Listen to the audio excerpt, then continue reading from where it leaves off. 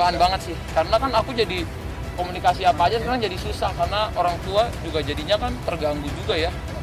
Padahal kan ini kasus sudah lama ya, aku masih kecil gitu loh. Setahu aku juga pas ayahku ditinggal, dulu ayahku nggak ngizinin, tapi nggak tahu, setahu aku ya ini korek. Halo, assalamualaikum warahmatullahi wabarakatuh. Bertemu lagi dengan admin. Bagaimana kabarnya? Mama selalu sehat, selalu ceria, dan selalu berbahagia.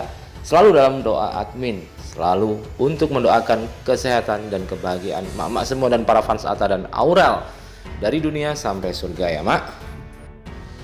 Kali ini kita masih akan membahas soal ayah dari Atta Halilintar yang sampai sekarang masih berpolemik dan belum selesai kasusnya dengan Happy Haryadi, mantan istrinya yang sebenarnya sudah sangat lama meninggalkan Atta Halilintar dan keluarganya.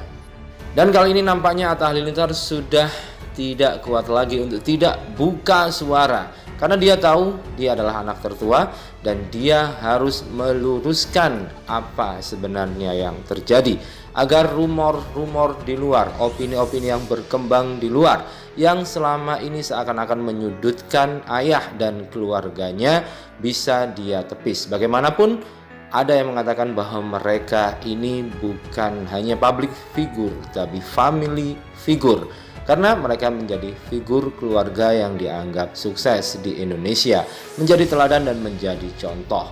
Dan jika contoh itu jelek, maka tentu akan berimbas kepada semuanya. Nampaknya itulah yang membuat Atta Halilintar kini tegas bersuara, meluruskan apa sebenarnya yang terjadi dan membantah komentar-komentar yang selama ini dibiarkan saja oleh ayahnya, karena ayahnya menurut kuasa hukumnya sudah legowo apapun yang terjadi dan tidak ingin menambah musuh. Dan apakah komentar tegas Atta Halilintar untuk membantah pernyataan dari mantan istri ayahnya itu? Terus stay tune di channel ini, kita akan kupas-kupas tipis-tipis tapi tuntas berita-beritanya ya Mak. Hai Beb, jumpa lagi di Bom Boom Channel, channel yang menyajikan berita sekaligus menggali hikmahnya dan pelajaran yang ada di dalam setiap peristiwa. Yang pasti saya di sini mau berjuang hak anak saya. Sebab dalam agama kan sudah jelas sebenarnya anak perempuan itu menjadi tanggungan ayahnya dari lahir sampai dia berkeluarga. Nah, kalau dia paham agama seharusnya dia menjalankan itu. Tapi sekali lagi dalam hal ini kita tidak pernah memikirkan hal itu. Sebab saya sudah alhamdulillah lebih kekuatan untuk menguruskan anak saya sampai usia 17 tahun. Tapi sebenarnya lebih kepada perhatian dan kasih sayang. Selayaknya seorang ayah berusaha menghubungi setelah kita buat urusan. Tapi itu pun tidak didatengin. Seharusnya kan dia datang peluk anaknya. Tapi ini tidak. Nah, itulah opini dan rumor yang selalu dikembangkan oleh Happy Haryadi ke hadapan publik, yakni penelantaran anak. Padahal menurut Atta Halilintar saat ini dia mengatakan bahwasannya sebenarnya Atta Halilintar sudah lama mencari adiknya itu, tetapi ada kesan adiknya itu tidak boleh bertemu dengan dirinya maupun juga dengan ayahnya. Entahlah, tetapi begitulah pengakuan Atta Halilintar. Aku sih doain aja ya yang terbaik. Soalnya aku juga nggak mengerti secara secara detailnya.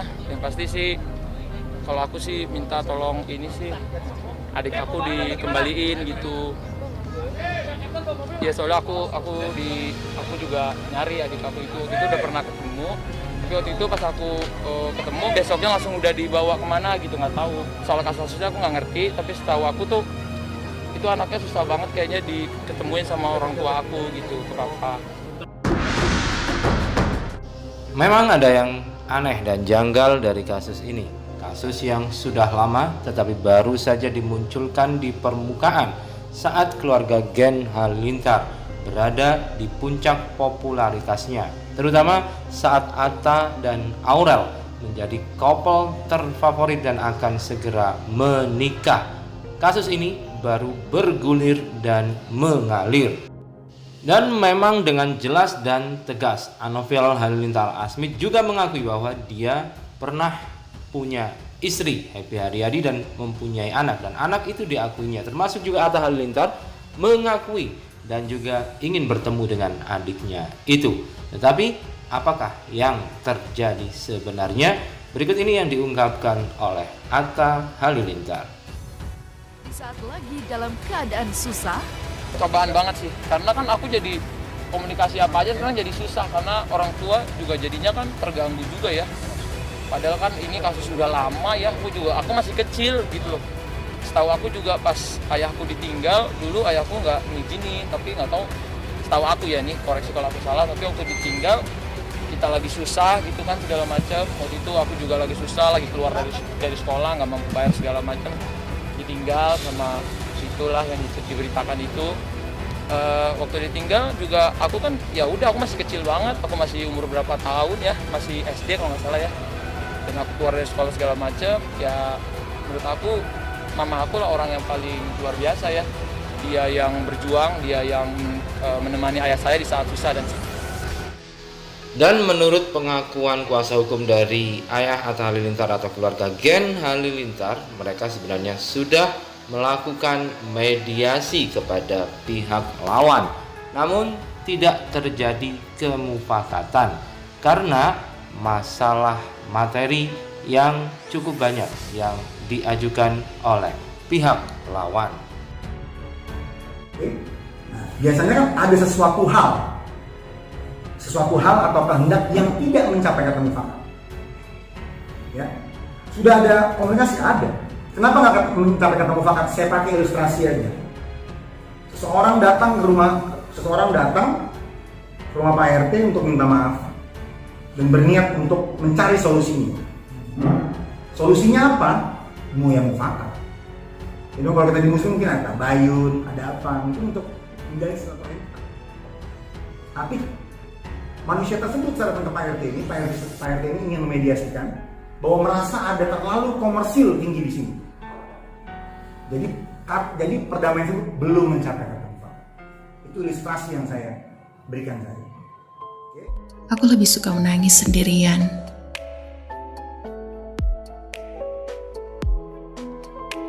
November, kuatkan aku selalu ya. Apapun yang terjadi, aku akan mencoba bertahan.